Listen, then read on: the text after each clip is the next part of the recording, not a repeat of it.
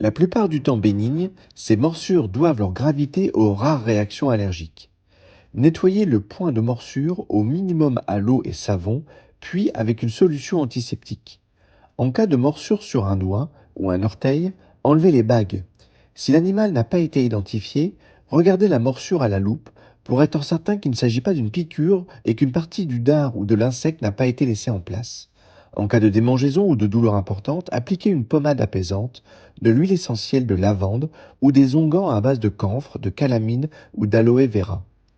Vérifiez votre vaccination antitétanique. Consultez un médecin en cas d'œdème du membre ou de la face, en cas de difficulté pour respirer, de vertige, de nausées ou de vomissements, en cas de fièvre, en cas de douleur, rougeur, chaleur importante au point de morsure, en cas d'écoulement purulent, en cas de morsures multiples. En France, les araignées mordent très rarement et très peu d'espèces peuvent percer la peau de l'homme. Les espèces qui peuvent mordre sont présentes surtout dans le sud de la France et en Corse. On reconnaît une morsure d'araignée par deux points très rapprochés et la douleur peut être similaire à une piqûre de guêpe. Pas de traitement spécifique à part la désinfection locale. L'application de vinaigre puis de glace permet de diminuer la douleur, l'inflammation et l'œdème. La morsure d'Aouta, larve d'arcariens difficilement visible, de taille environ 0,3 mm, est présente partout, principalement de juillet à septembre.